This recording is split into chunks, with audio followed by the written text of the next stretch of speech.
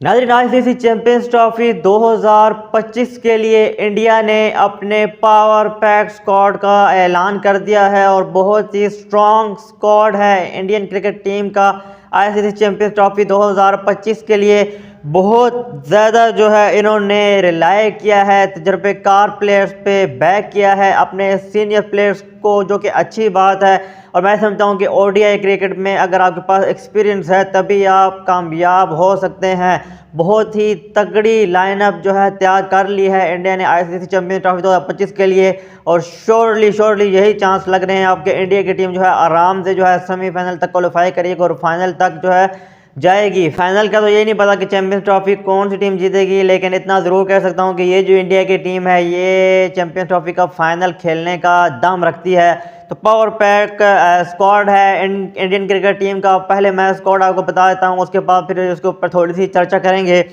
सबसे पहले आ जाते हैं, रोहित शर्मा कप्तान है। शुभमन गिल की याद रखें वापसी हुई है। कुछ अरसे से वो ड्रॉप थे इंडियन नेशनल टीम की जानब से। साउथ अफ्रीका का टूर था, उसमें भी वो दिखाई नहीं दिए, तो उनको जो है रेगुलरली टीम के साथ कैरी नहीं कर रहे थे, लेकिन चैंपियंस ट्रॉफी के लिए उनका नाम आना वेल डिजर्विंग है। जिस तरह की शुभमन गिल क्रिकेट खेलते हैं मेरे ख्याल से डिज़र्व भी करते हैं। विराट कोहली हैं, श्रेयस अय्यर हैं, केएल राहुल हैं। केएल राहुल के ऊपर थोड़ा सा सवालिया निशान ज़रूर है, क्योंकि बॉर्डर गावस्कर ट्रॉफी में जो अच्छा नहीं कर पाए थे बल्ले के साथ। फिर हार्दिक पांड्या हैं, अक्षर पटेल हैं, वाशिंगटन सुंदर हैं, कुलदीप यादव हैं, मोहम्मद शमी हैं, जसप्रीत बुमराह हैं, अर्शदीप सिंह हैं, जायसवाल हैं, ऋषभ पंत हैं और रविंद्र जडेजा हैं। मेरे ख्याल से जो स्क्वाड अनाउंस किया है इंडियन क्रिकेट टीम ने पावर पैक स्क्वाड है, और ये स्क्वाड बहुत ही तगड़ा है। यहाँ पर कुछ लोग जो है ये कह रहे हैं कि संजू सैमसन या तिलक वर्मा दोनों में से किसी एक को होना चाहिए था चैंपियंस ट्रॉफी के स्क्वाड में, लेकिन मैं समझता हूँ कि जो फैसला है अच्छा फैसला लिया है इंडियन क्रिकेट टीम ने। अभी बहुत ज़्यादा टाइम है सैमसन और तिलक वर्मा के पास कि वो यूटिलाइज़ करें अपने आप को, और फिर जो है उनको नेक्स्ट चैंपियंस ट्रॉफी में भी मौका मिल सकता है। लेकिन बड़ा अहम था शुभमन गिल और केएल राहुल को यहाँ पे मौका देना, क्योंकि सीनियर प्लेयर हैं। जब बड़े मेगा इवेंट में जब 50 ओवर की गेम हो रही हो तो आपको तजर्बे की बहुत ज़्यादा ज़रूरत होती है, तो इसलिए मेरे ख्याल से केएल राहुल और शुभमन गिल को वापस लेकर आए हैं। मेरे ख्याल से बड़ी ही तकड़ी बैटिंग लाइनअप और बॉलिंग लाइनअप हो गई है। जसप्रीत बुमराह का थोड़ा सा डाउट था कि वो पता नहीं अवेलेबल होंगे या नहीं। फाइनली डिसीजन आ गया है कि जसप्रीत बुमराह चैंपियंस ट्रॉफी 2025 जो है खेल रहे हैं, और इसमें बहुत ज़्यादा जो है हमें इनके मिडिल ऑर्डर की जो डेप्थ है वो भी दिखाई दे रही है। ओपनिंग का तो हमेशा से ही इंडिया का जो है एक्सप्लोसिव रहा है मिडिल ऑर्डर में।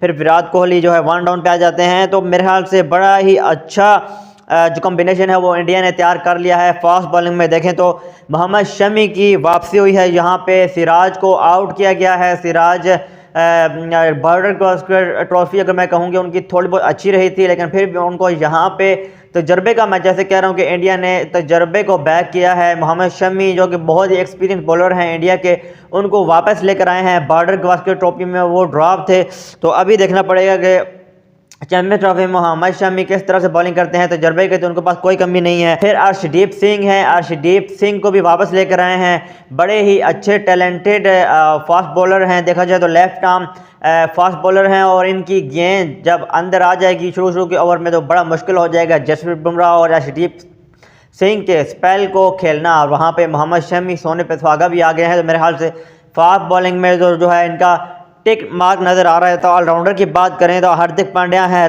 रविंद्र जडेजा हैं, अक्षर पटेल हैं, वाशिंगटन सुंदर हैं। ऑलराउंडर्स में भी अगर मैं देखूं तो वो भी इंडिया का टिक मार्क है। फिर बात करता हूं ओपनर की, रोहित शर्मा, शुभमन गिल हैं, और वहां पे केएल राहुल भी ओपन कर सकते हैं। तो मेरे ख्याल से ओपनिंग का भी अच्छा स्लॉट है इंडियन क्रिकेट टीम के पास। मिडिल ऑर्डर की बात करें, यहाँ पे ऋषभ पंत आ जाते हैं, श्रेयस अय्यर आ जाते हैं, फिर वहाँ पे केएल राहुल भी मिडिल ऑर्डर में आगे खेल सकते हैं। विराट कोहली ऑलरेडी जो है वो मिडिल ऑर्डर को लेकर चलते हैं जब वन डाउन पे आते हैं। तो मेरे ख्याल से बैटिंग की बात करें, वन डाउन की बात करें, मिडिल ऑर्डर की बात करें, ओपनिंग की बात करें, फास्ट बॉलिंग की बात करें, स्पिन की बात करें, वहाँ पे आपको कुलदीप यादव नज़र आएंगे, आपको वहाँ पे रविंद्र जडेजा नज़र आएंगे। तो मेरे ख्याल से बड़ा ही अच्छा कॉम्बिनेशन है। फास्ट बॉलिंग के शोबे की बात करें, स्पिन बॉलिंग के शोबे की बात करें, बैटिंग की बात करें, वन डाउन ओपनिंग की बात करें, वन डाउन की बात करें, मिडल ऑर्डर की बात करें, फिनिशिंग की बात करें तो हार्दिक पांड्या हैं आखिर में फिनिशर। तो मेरे ख्याल से बड़ा ही स्ट्रॉन्ग स्क्वाड अनाउंस किया है इंडिया ने चैंपियंस ट्रॉफी 2025 के लिए, और मुझे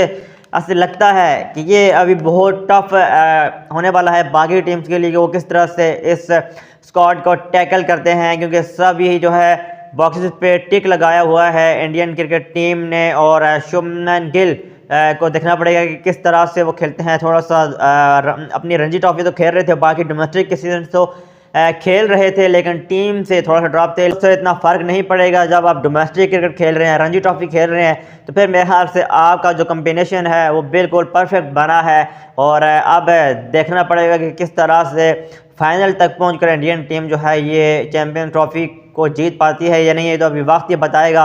बहरहाल स्क्वाड की बात करें तो कोई कमी नहीं है इस इंडियन क्रिकेट टीम के स्क्वाड में। देखना पड़ेगा कि ये स्क्वाड जो है कप लेकर आता है भारत या नहीं। इंतज़ार करिएगा आप भी और मैं भी, और देखते हैं क्या होता है।